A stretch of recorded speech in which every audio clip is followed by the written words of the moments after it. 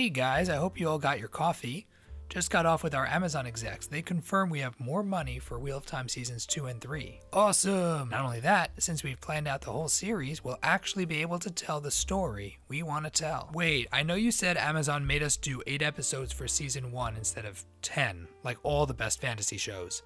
More money means more episodes for Season 2, right? Nope, we still only get 8 episodes per season. But we have more money to make the show, and just when you thought we had enough money, inflation is here. It's the drama we need. Well, we're here to maximize every dollar.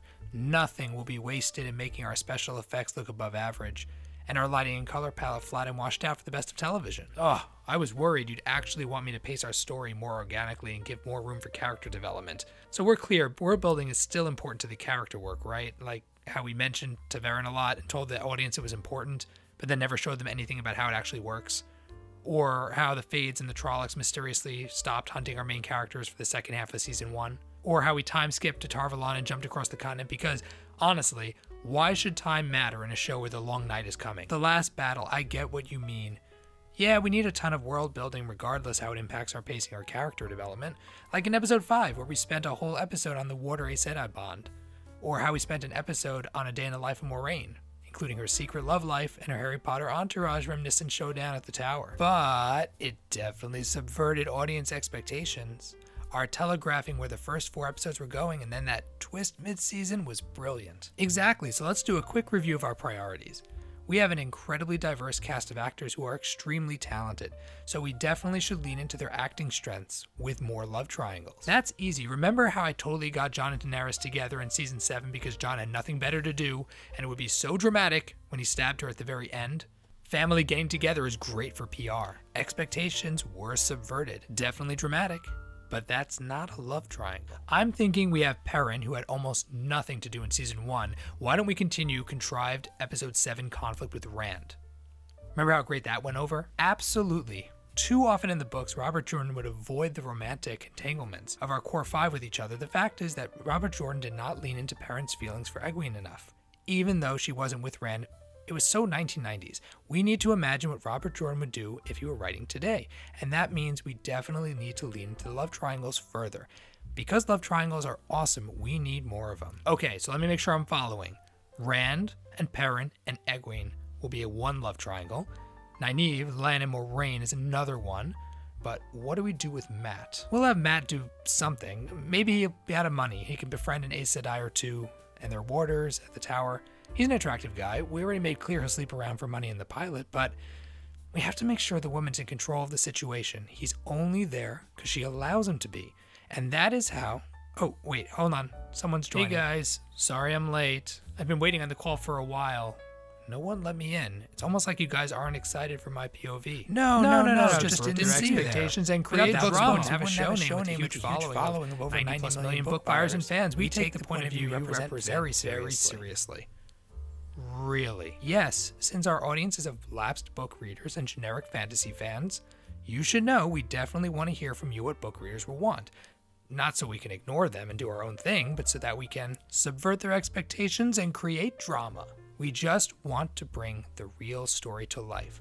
And with a huge series, we need to compress down to what really matters most. I get compressing it, but some of the changes in Season 1 made you write not just new scenes, but entire new plot lines.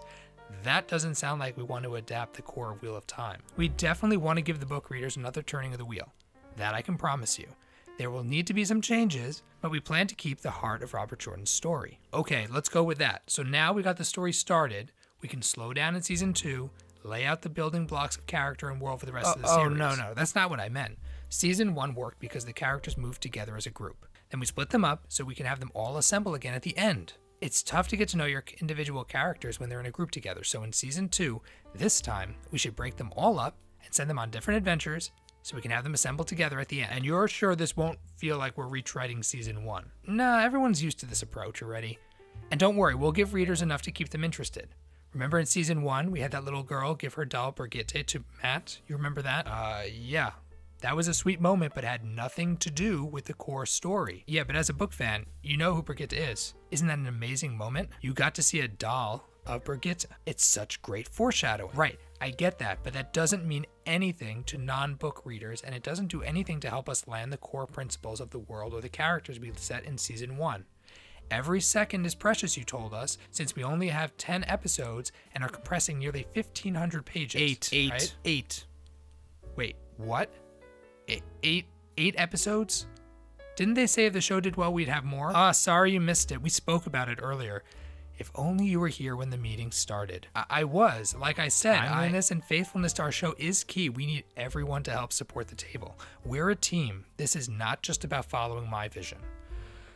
Okay, so we have 8 episodes. You want to separate our cast into 3 or 4 separate story arcs away from each other and continue expanding the world at the same time. Definitely having the scene. We did such a great job teasing them at the end of season 1 with tiny foreshadowing. It's going to shock new viewers when they find out who murdered that little girl on the beach. Right. So adding in the Sanchin in a big way, I'm a little concerned about manufacturing tension here. As season 1 ended, we had Rand feeling impotent and directionless, Egwene and Nynaeve so strong they don't need Aes Sedai training, Perrin's been defined as the man who can't take action, even when his friends are in trouble.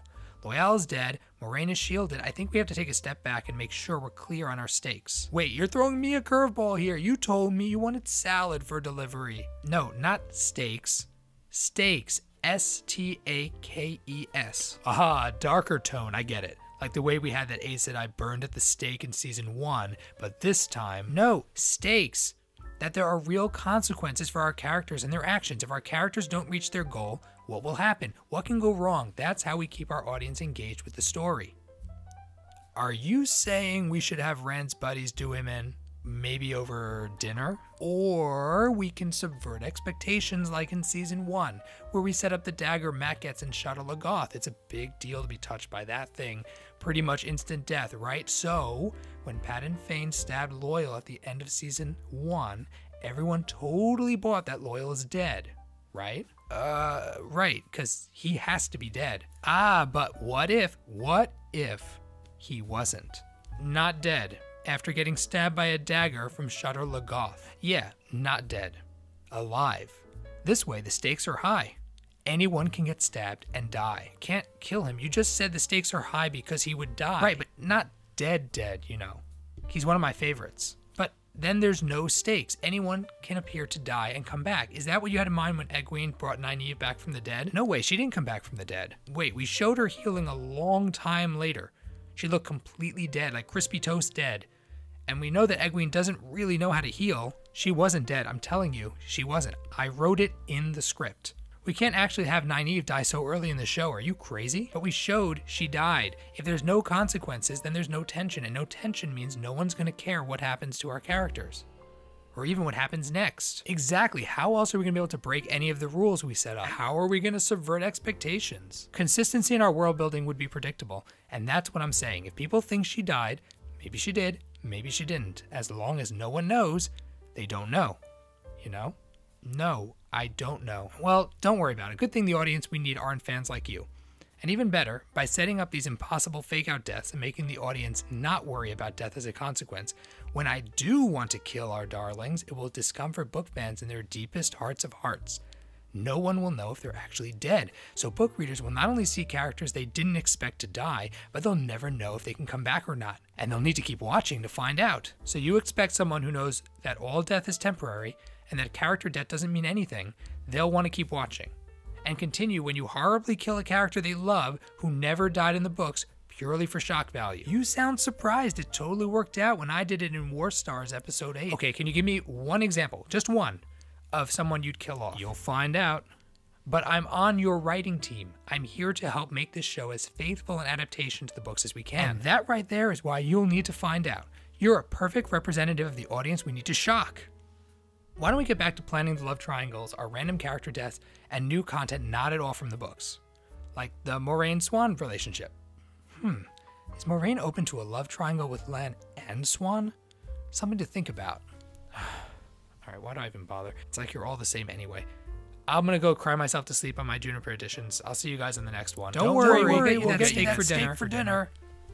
Now that Amazon renewed season 3, I can't see how this possibly goes wrong. Worst case, if we get feedback from season 1 that's less than perfect, it won't happen until we're mostly done with season 2, so none of the feedback can be implemented. This way, we don't have to change what we're doing at all. It's not even our fault. Good thing we have those toxic fans to blame. Let me get back to Twitter.